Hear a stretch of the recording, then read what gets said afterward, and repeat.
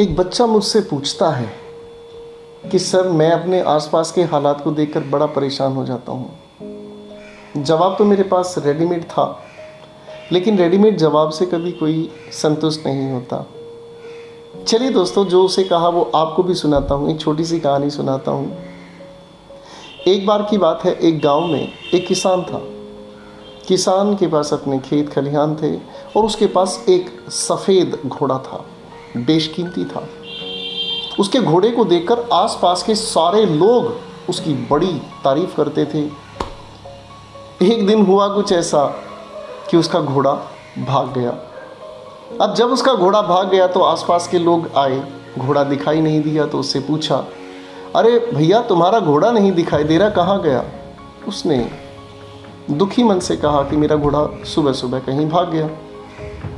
अब जब उसका घोड़ा कहीं पर सुबह सुबह भाग गया तो सभी ने कहा, ये तो बहुत बुरा हुआ, तुम्हारे साथ तो बहुत बुरा हुआ, तुमने उसके इतने लाड किए, तुमने इतना ध्यान रखा, अच्छा खिलाते थे। उसने कहा, कोई बात नहीं, जो हुआ अच्छा हुआ। लोगों को बड़ा अजीब लगा। ऐसे ही 3 दिन बीत गए। 3 दिन के बाद देखते हैं क्या, उसी इंसान के पास उसका घोड़ा वापस लौट आता है और अपने साथ 2 घोड़े और लेकर आता है। अब जब वो 2 घोड़े अपने साथ लेकर आता है तो कुल मिलाकर हो गए उसके पास 3 घोड़े। आसपास के लोग इकट्ठे हुए, उन्होंने बड़ी बधाइयाँ दी कि अरे तुम्हारा घोड़ा भागा है तो बहुत अच्छा हुआ, कम से कम तुम्हें 2 घोड़े और भी तो मिल गए। उसने कहा, जो भी है अच्छा है। कुछ दिन बीत गए। उस किसान का बेटा घुड़सवारी सीखने के लिए एक घोड़े के ऊपर चढ़ा और घोड़े को, कहते हैं ना, टेमिंग द हॉर्स, घोड़े पर कंट्रोल पाने की कोशिश, घुड़सवारी सीखने की कोशिश में वो गिरा और उसका पैर टूट गया। अब भैया, उसका पैर टूट गया तो आसपास के लोग फिर इकट्ठे, उन्होंने कहा, ये तो बहुत बुरे घोड़े आ गए तुम्हारे घर में, तुम्हारे घर में तो बहुत बुरी चीज़ आ गई है, तो देखो तुम्हारे बेटे का पैर तोड़ दिया। उसने कहा, जो भी है अच्छा है। अब उस किसान के इस व्यवहार को देखकर आसपास के लोग फिर अजीब बातें बनाने लग गए। लगता है किसान पागल हो गया, हर बात के पीछे कह देता है जो कुछ है सब ठीक है।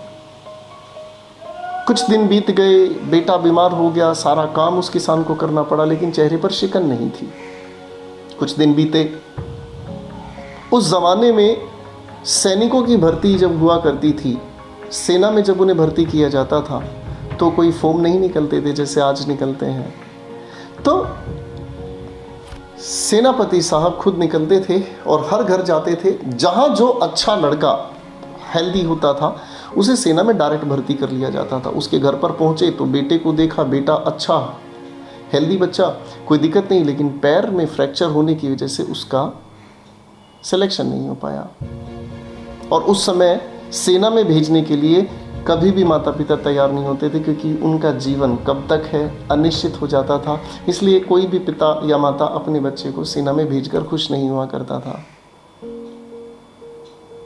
तो सेनापति साहब ने उनके बेटे का चुनाव नहीं किया, उनका बेटा घर ही रह गया। इस बात को देखकर आस पड़ोस के लोग इकट्ठे, उन्होंने कहा, ये तो बहुत अच्छी बात हुई, तुम्हारे बेटे का पैर टूट गया, देखो हमारे पड़ोस के 3 लड़कों को तो सेनापति साहब सेना में भर्ती करके ले गए।